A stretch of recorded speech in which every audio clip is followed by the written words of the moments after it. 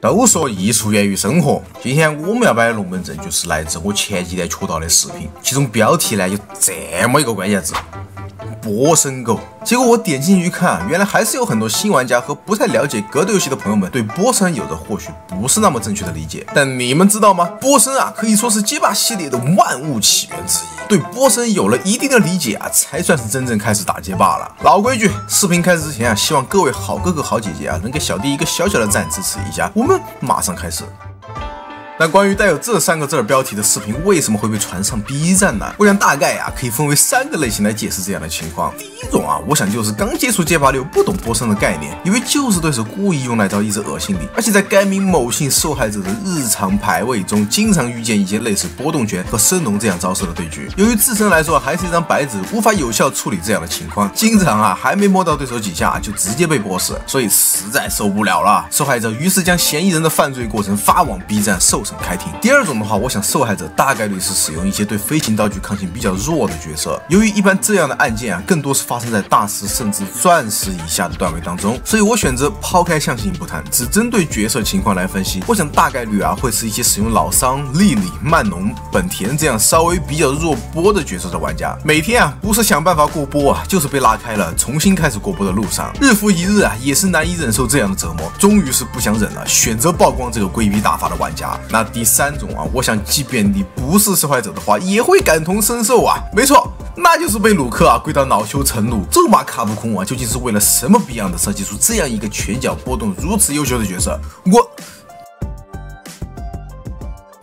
让你来给我稳，实在是不想忍了，发到网上来让大家一起来共鸣。你们不会以为现在这一趴又要开始吐槽鲁克究竟有多么过分了吧？让我们按照国际 IFP 准则先抛开鲁克不谈让我来带大家了解一下受害者们痛骂的波神打法它最初的起源吧。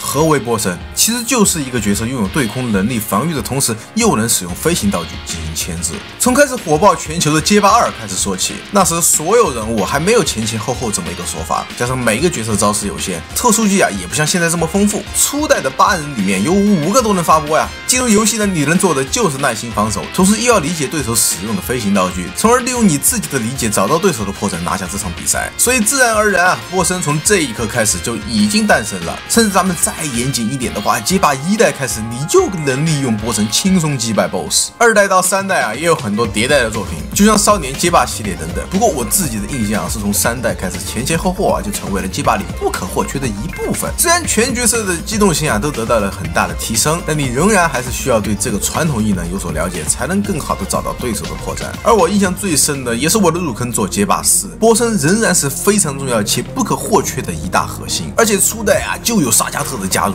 要是你对波神的支持量低于沙加特玩家的话，我想你几乎是找不到什么机会的。那时的我还十分青涩，不过在以前日常水群的时间里，我也十分认可一些大佬的说法，波神很大一部分就能代表你基本功够不够扎实。所以自那以后每一个只使用波神就把我打败的玩家我都十分敬仰，因为他们在我眼里是真正会玩的高手，确实是我技不如人，甘拜下风。到了5代，整体波动都有所削弱，因为整个游戏开始慢慢往快节奏的方向发展。以前你看街霸4 2个龙的内战，大部分时间都在对波。5代削弱了一点点波动的速度后，加上每一个人都有 VT 能开，不能说没有但大部分情况也见不到一直对波的对局了。我知道很多好哥哥好姐姐甚至会在视频前面部分就会提到骨裂，但这个角色打内战确实没什么办法，就是各种对波。到了6代对波的情况比以前还要更少了，因为这一座更加讲究进攻和快节奏，加上我想大部分玩家的入坑作品，我想也是街霸6才开始的，出于对这种打法了解的不多所以才会遇见之前我在 B 站刷到视频里面那样的一个情况。那不光是带大家了解了一下万物的起源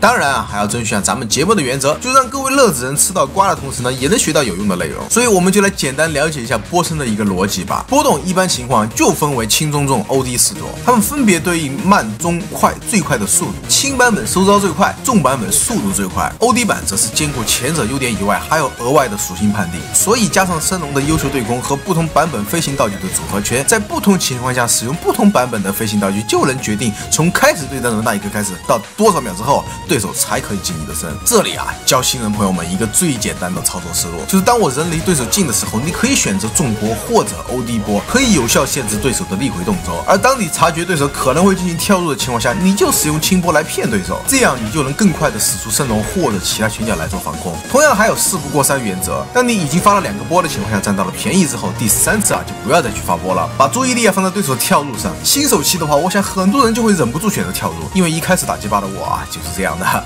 大家一定要记住，对波虽爽，但千万不要贪杯哦。而且我说的波动逻辑，它不是每一个角色都是这样的。像 DJ 的波动啊，主打的就是骗招和数量；鲁克主打的就是距离和帧数。大家一定要去理解自己用的角色，多看看高手的录像，才能更好的提升自己。哎，你们不会以为啊，视频都快到结尾了，我就真不吐槽鲁克了吗？大错特错了。压肩或许会迟到，但压肩永远不会缺席，因为鲁克自诞生以来就打破了以往大家对波神的看法。鲁克出生在5代，我们就往5代看，在他之前最强的波动角色应该就是古烈或者沙加特了吧？要快有快，要慢有慢。但鲁克一出来啊，就是打破传统，告诉所有抽打街霸的什么他妈叫做他妈的美式居合啊！波动真的就是子弹一样的速度，拳脚又长又硬，对空也十分稳健。到了6代还有现代模式，高手来了都要敬畏3分，更别提还处在黄金版印的兄弟们了。遇见龟派鲁克，是不是让你们汗流浃背了？虽然打到后面大家都默认接受了这个毛头小子，但如果现在还想在波神这个境界得到更强的提升，那我觉得你想都不用想啊，直接练鲁克就好了。加上这一次版本改动，只是限制了一下鲁克按下中拳的次数，其他都无伤大雅。以前波神得靠龙，现在的波神最强还得是鲁克呀。当然除了鲁克以外，大家有没有发现，其实现在的波神真的变得更加多样性了？就像卡普空在某些角色上的设计一样，还有像古烈的叠加波动、阿鬼的毒泡泡、拉希德有弧度的旋风，都与传统的波动圣龙形成了鲜明对比。我自己的理解就是，传统波神打法渐渐的不再适应现在社会快节奏的游戏方式，所以像这样需要稳扎稳打，在别人眼里龟爆了的慢节奏打法，无法再让人青睐。即使你仍然坚持波神才是真理，但街头恶搞6真的不是说说而已。所以现在的波神啊，我认为它仍然是一个不可或缺的一部分，但它或许更多的只是为了让你打开局面而使用的一个道具罢了。那现在就真的是视频的尾声了，我想看到这里，大家应该对波神有了更多的了解了。所以被波神打败啊，不是一件特别难受的事情。如果你花时间去了解这种打法的话，那它一定会让你的整体游戏水平也有不小的提升的。长视频制作不易啊，还是希望各位好哥哥好姐姐能帮个忙，3连奖励一下干了快1周视频的我。家人不知道自己电脑是固态出了问题，还是显卡真的带不动了。在我做这个视频的时候，真的是越来越卡。前几天直播啊，打个游戏进游离模式，还能加载逼样的1-2分钟啊，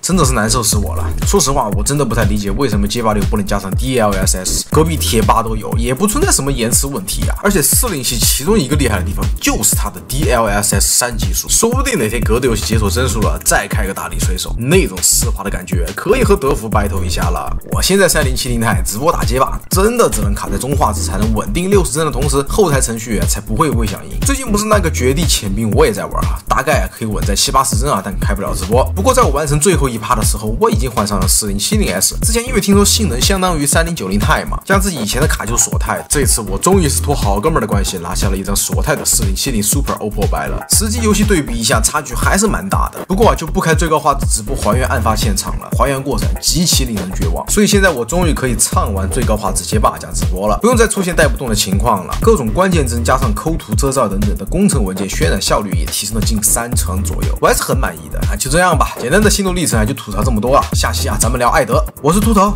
一位草根艺术爱好者，我们下期再见 ，Adios。